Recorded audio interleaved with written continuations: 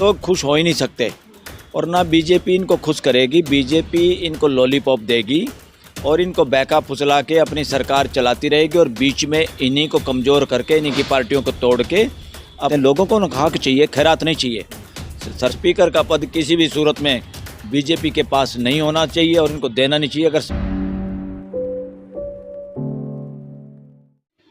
ऐसे ही बताया जा रहा है कि कुछ जो गुट हैं वो नाराज़ चल रहे हैं बीजेपी से, जो एनडीए गठबंधन है उसमें सबसे पहले है शिवसेना का शिंदे गुट, वो भी मंत्री पद की डिमांड कर रहा है।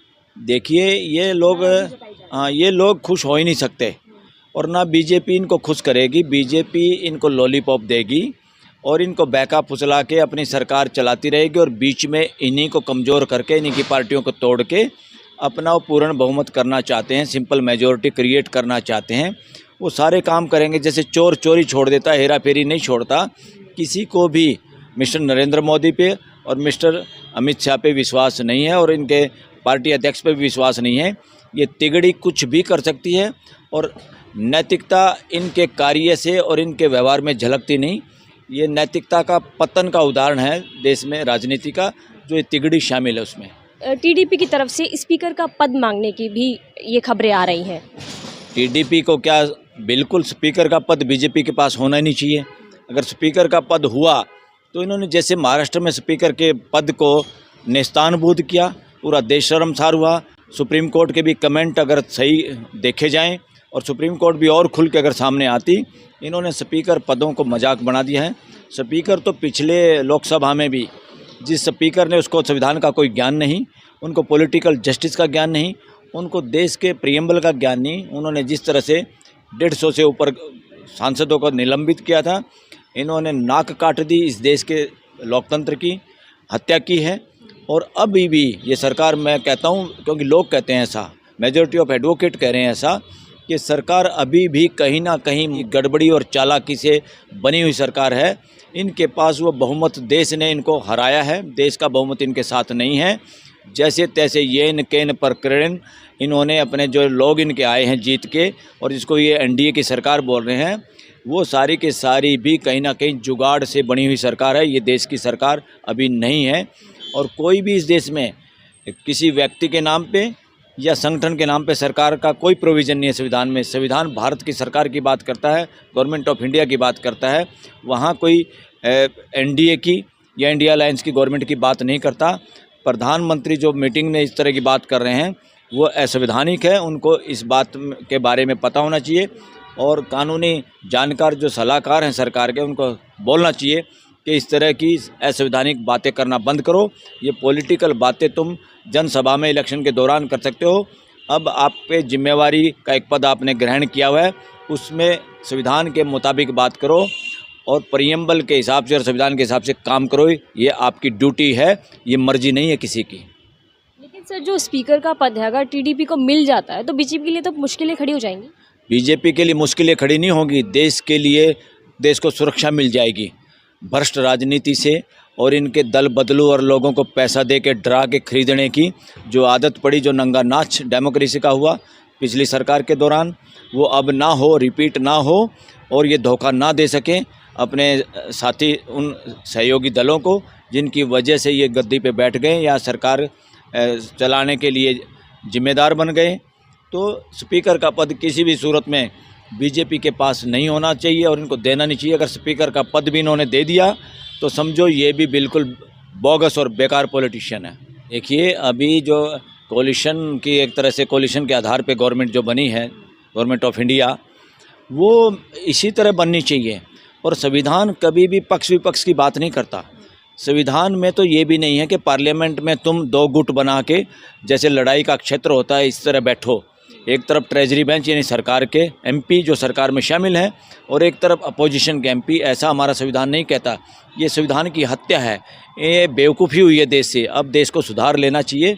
पार्लियामेंट के अंदर भी अल्फ़ाबेटिकली एमपीओ को बैठना चाहिए ताकि ये मदारी के बंदर की तरह व्यवहार ना कर पाएँ। जब मिस्टर मोदी बोलें तब एक साइड में तालियां बजने लग जाती है, जब अपोजिशन का कोई आदमी बोलता है तो दूसरी तालियां बजने लग जाती है।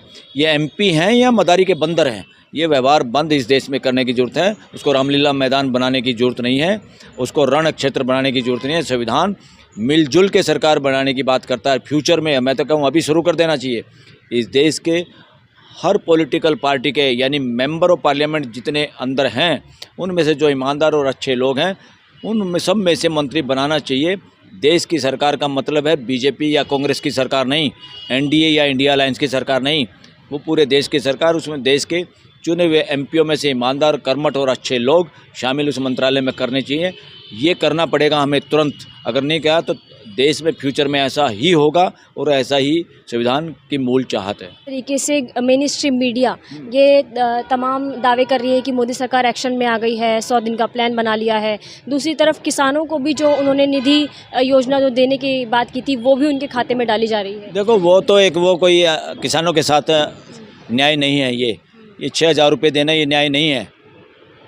उसकी पॉकेट से 60,000 निकाल के 6,000 देना ये ठगी है, ये चालाकी है, ये बदमाशी है सरकार की। और प्राइम मिनिस्टर नरेंद्र मोदी को पता है कि किसान और मजदूर का इस देश में कितना शोषण हो रहा है। फिर वो उसको थोड़े पैसे देकर उसको खुश करने की कोशिश करते हैं। लोगों को ना हक चाहिए, खैरात नहीं चाहिए।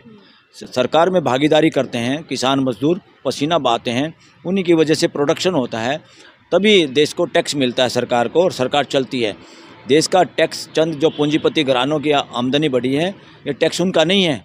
उसमें लोग काम करते हैं, पैदावार करते हैं इस देश की ज़मीन से, इस देश की खदानों से। वो पैसा है, वो किसी के बाप का पैसा नहीं है। इसलिए कम से कम लोगों को न्याय ये चाहिए, जो वो मेहनत करते हैं मेहनत को मेहनतनामा पूरा मिलना चाहिए, जो कि नहीं है। वो इन स्कीमों से डायरेक्ट पैसा पहुंचा के, ये रिश्वत है, ये लॉलीपॉप है, ये टॉफ़ी देना है बच्चे को, बहका के टॉफ़ी दे के उसको चुप करना है, उनको बहकाना है और उनके मतदान की मतों की चोरी करने का एक षड्यंत्र है। और कहाँ एक्शन में आ गई मोदी सरकार।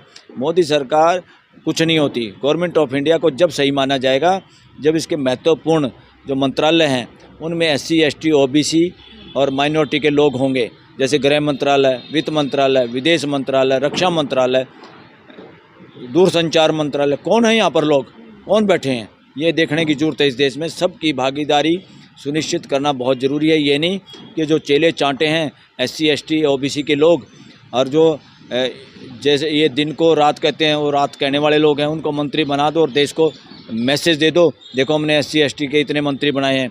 इसलिए नपुंसक आदमी कोई भी हो, वो ना समाज के लिए ठीक, ना घर के लिए ठीक, ना देश के लिए ठीक। बुलंद आवाज़ करने वाले लोग चाहिए, चाहे वो SC समाज के हों, ST समाज के हों, OBC के हों या माइनॉरिटी के हों। ऐसे लीडरों को जब सत्ता में भागीदारी मिलेगी तब असली भागीदारी मानी जाएगी। और इस सरकार के होते हुए कुछ ज़्यादा समीकरण नहीं बदले। हाई कोर्ट और सुप्रीम कोर्ट की जुडिशरी में देश के मेजॉरिटी जनता की कोई भागीदारी नहीं है। High court, supreme court, district court में जो सरकारी वकील बनते हैं सेंट्रल गवर्नमेंट के, उनमें देश के SC ST OBC समाज की कोई भागीदारी नहीं है, माइनॉरिटी समाज की कोई भागीदारी है। जब इनकी भागीदारी सरकारी वकील होने में नहीं है, एडवोकेट जनरल और अटॉर्नी जनरल के ऑफिस में भागीदारी नहीं है, तो ये लोग जज कैसे बनेंगे? और ये लोग जज नहीं बनेंगे तो देश की जुडिशरी देश की कैसे होगी? अब देश की जुडिशरी नहीं है, कुछ खास वर्ग की जुडिशरी है। और इसलिए देश को न्याय मिलने में रोड़ा अटके हुए 75-80 साल के बाद भी ये देश समानता के रास्ते पे नहीं चल पाया, समानता को अचीव नहीं कर पाया है। संविधान जो कहता है, प्रियम्बल जो चाहता है, उसको तार तार किया जा रहा है, जानबूझ के किया जा रहा है। इसमें विल पावर नहीं है। ये लोग कुछ नहीं, देश की भागीदारी इनको नहीं चाहिए। हिडन एजेंडे लागू करना और सत्ता में बना रहना। आज के हमारे जो लोग सत्ता में इस वक्त हैं वो, और उसके पीछे जो संगठन है, उनकी मानसिकता यही है, असमानता की मानसिकता। असमानता की मानसिकता के आधार पे ही RSS काम करता है और बीजेपी को समर्थन करता है। बीजेपी उसी में से निकले हुए लोग हैं। इनकी मानसिकता समानता की नहीं। क्यों समानता की नहीं? क्योंकि ये जो इनको पढ़ाया जाता है, समझाया जाता है, वो भी उन कथा कहानी या ग्रंथों पे आधारित हैं जो खुद असमानता का स्रोत हैं, जिसमें समानता, मानव समान की बात ही नहीं हो रही है। इसलिए बहुत देश में दो ही धारा हैं, असमानता की विचारधारा और एक समानता की धारा। असमानता की विचारधारा वो है जो मानव को समान नहीं मानती, और जो पूंजीवाद, चंद लोगों के हाथ में लकीर है सत्ता की, चंद लोगों के हाथ में लकीर है पैसे की, बाकी लोग कुबाड़ है, बाकी लोग ऐसे ही हैं। और समानता की विचारधारा ये है, अंबेडकर की विचारधारा, संविधान की विचारधारा,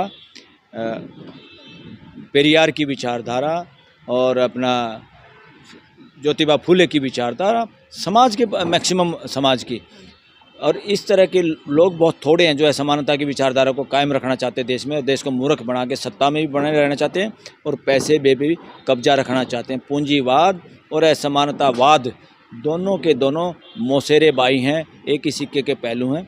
और समानता का मतलब बहुजन समाज में ये नहीं है कि जिनको हम सवर्ण कहते हैं वो लोग शामिल नहीं हैं, मेजॉरिटी उनके लोग भी समानता चाहते हैं। तो समानता वाले जो लोग हैं और संविधान वाले जो लोग हैं उनकी अभी भागीदारी देखनी है। इस सरकार में भी अभी भागीदारी नहीं है, मुख्य पदों पे वो लोग नहीं हैं और ब्यूरोक्रेसी में वो लोग नहीं हैं, जैसे राहुल गांधी बार बार कहते हैं। तो अभी इस देश असमानता के आधार पर देश में भाईचारा लागू करना है, तो समानता की विचारधारा और समता की विचारधारा और संवैधानिक विचारधारा को लागू करना पड़ेगा। संविधान को माथे पे लगा के ड्रामा करने की जरूरत नहीं है। माथे पे तो ये पता नहीं क्या क्या लगाते हैं, करते सारा उल्टा हैं। इनकी कथनी करनी में दिन रात का फ़र्क है और इनके आचरण और व्यवहार एक तरह से अमानवीय है। इनकी भाषा अमानवीय है। जो देश में भाषणबाजी की, वो एक तरह से वो भाषणबाजी पॉलिटिकल टेररिस्ट और पॉलिटिकल टेररिज्म की परिभाषा में आती है। बीजेपी सरकार चल पाएगी क्या लगता है आपको? क्योंकि जिस तरीके से मंत्री पद को लेके जो रस्साकसी चल रही है, नाराज़गी दिखाई दे रही है। देखिए, संविधान के हिसाब से मानवीय व्यवस्था के लिए लोग काम करेंगे तो चल पाएंगे, अगर नहीं करेंगे तो नहीं चल पाएंगे। और नहीं चलने देना चाहिए देश को, बिल्कुल नहीं चलने देना चाहिए। और अपोजिशन को भी, और जो इवन बीजेपी में भी जो शामिल हैं लोग जो समानता के प्रशंसक हैं, समानता में विश्वास करते हैं, उन लोगों को भी, चाहे वो बीजेपी के हों चाहे एनडीए के दूसरे घटक दल हों, सबको साथ छोड़ के दूसरी एक सरकार बनानी चाहिए। वो इंडिया अलायंस हो या और कोई मिली-जुली सरकार हो। इस देश में मिली-जुली सरकार और सभी लोगों को ये पार्लियामेंट में बैठना बंद करना चाहिए। एक तरफ सरकार वाले लोग, एक तरफ अपोजिशन वाले लोग, ये असंवैधानिक है। अल्फ़ाबेटिकली सारे एमपीओ को बैठना चाहिए और ये ड्रामेबाजी नहीं करनी चाहिए कि मोदी भाषण दे तो एक साइड में बीजेपी वाले ताली बजाएं और सोनिया भाषण दे तो इंडिया अलायंस वाले ताली बजाएं। ये नॉनसेंस बंद करनी होगी और देश में व्यक्तिवाद का विनाश करना होगा। व्यक्तिवाद जो है ये हमारी कथा कहानी और काफ़ी ऐसे ग्रंथ हैं, ऐसे साहित्य है जो व्यक्तिवाद को बढ़ावा देता है। ऐसे सब चीज़ों को एजुकेशन के सिलेबस से ख़त्म करना होगा, मिटाना होगा, ताकि आदमी में अस्तित्व के मुताबिक और नियति के मुताबिक सब लोग समानता के आधार पर जी पाएँ भाईचारे के साथ। कि देश के बहुजन समाज की भागीदारी अहम मंत्रालयों में है या नहीं।